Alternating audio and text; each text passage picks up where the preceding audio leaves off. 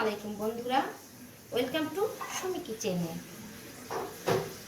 আমি আপনাদের আরও একবার স্বাগতম জানাই।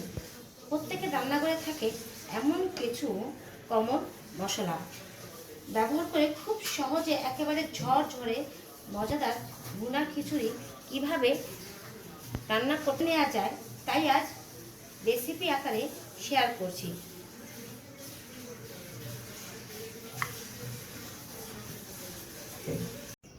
তো চলুন মূল রেসিপিতে চলে যাই। দেখানো ওখানে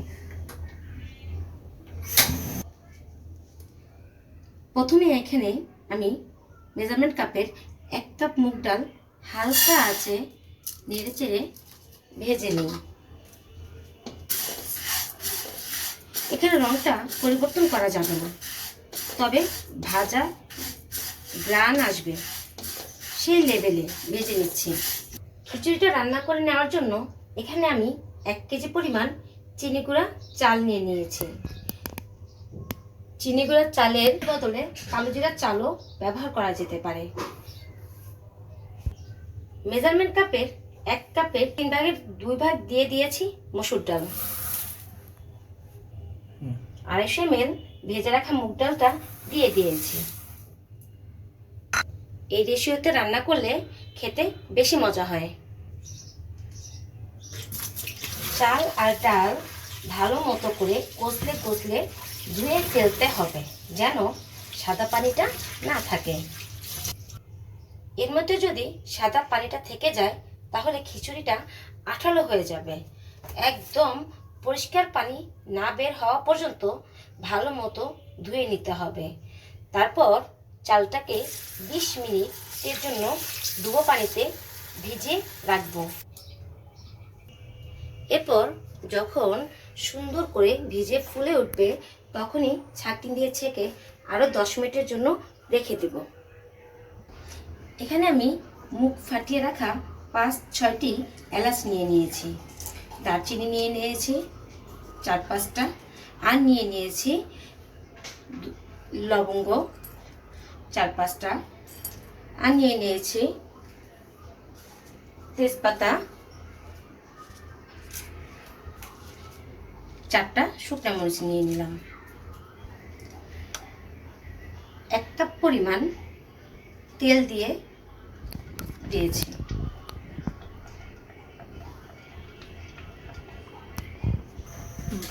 তেলটাকে গরম করে গোটা যেই মশলাটা নিয়েছিলাম ওটা দিয়ে 3-4 সেকেন্ড নেড়ে নিতে হবে।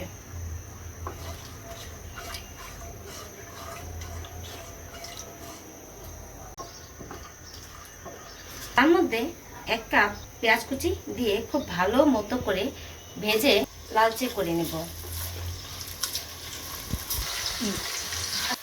পেঁয়াজ বেরেস্তা করলে যে পরিমাণ গ্রান আসে ওই পরিমাণ ভেজে নিতে হবে। তারপর 2 টেবিল চামচ রসুন বাটা, 2 টেবিল চামচ আদা বাটা দিয়ে দিতে হবে। আদা রসুনের কাঁচা গন্ধ যাওয়ার আগ পর্যন্ত ভেজে নিতে হবে। তারপর 1.5 চামচ হলুদের গুঁড়ো,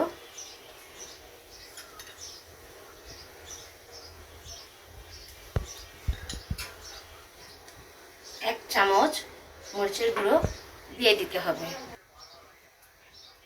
1 টেবিল চামচ ধনিয়ার গুঁড়ো দিয়ে দিতে হবে। 1 চা চামচ জিরার গুঁড়ো দিয়ে দিলাম। 2 টেবিল চা চামচ লবণ দিয়ে দেব। 1 চা চামচ গরম মশলা করে রাখা গুঁড়ো। সব মশলা একসাথে ভালোভাবে একটু কষিয়ে তার মধ্যে 1 কাপ পরিমাণ পানি দিয়ে দিতে হবে।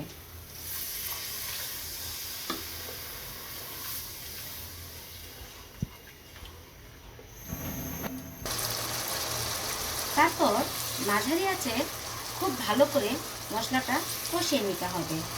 মশলার গন্ধটা না যাওয়া পর্যন্ত কষানোর পর যখন উপরে তেল ভেসে আসবে তখনই আগে থেকে ধুয়ে রাখা চালটা দিয়ে দিতে হবে।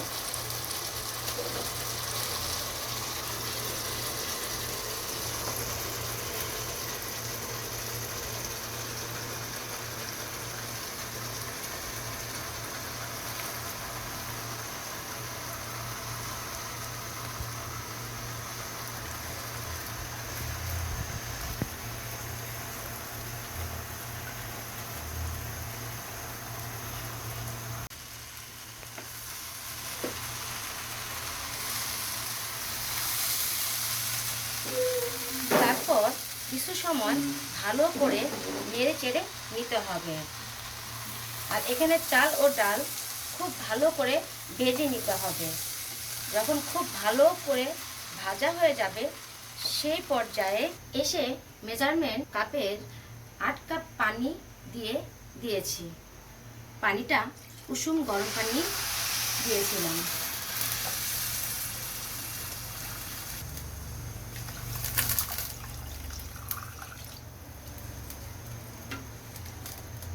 যেটায় চাল মেপেছি, ডাল মেপেছি, ওটারই ডাবল পানি ব্যবহার করতে হবে।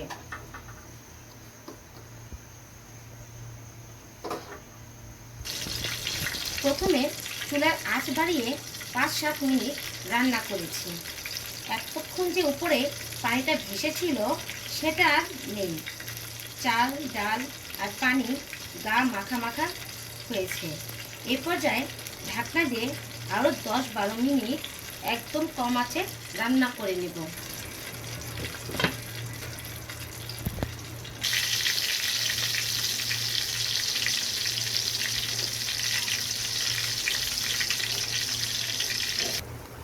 যখন 80% মতো হয়ে আসবে, যেমন মোটামুটি প্রায় হয়ে এসেছে, তখনই মুখ ফাটিয়ে রাখা 4-5টি কাঁচামরিচ দিয়ে দেব।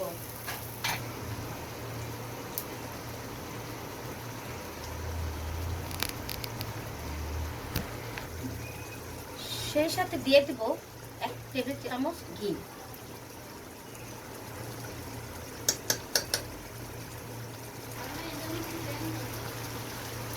একটু নেড়ে চেড়ে ভালো করে দেখে নিতে হবে। তারপর ঢাকনা দিয়ে একদম ভাপে রেখেছি আরো 5 মিনিটের জন্য। কিন্তু খিচুড়িটা খুবই ঝরঝরে হয়ে গিয়েছে।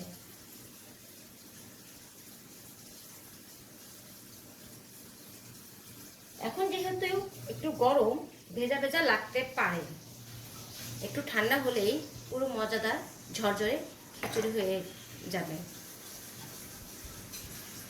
সব ধরনের উপকরণ ঠিক রেখে আর সব টিপস ফলো করে যদি রান্নাটা করে নিতে পারেন তাহলে ইনশাআল্লাহ আপনাদের রান্নাটাও একদম পারফেক্ট হবে। আর আমার আজকের ভিডিওটা আপনাদের ভালো লেগে থাকলে ভিডিওটিতে একটা লাইক দিতে ভুলবেন না। আর এই ধরনের আরও সহজ রেসিপি পেতে চাইলে আমার চ্যানেলটি সাবস্ক্রাইব করে নিতে পারেন। ফেসবুকে ভিডিওটি থাকলে চাইলে পেজটা ফলো করে দিতে পারেন। আজকের ভিডিওটা এখানেই শেষ করছি। আল্লাহ হাফেজ, আসসালামু আলাইকুম।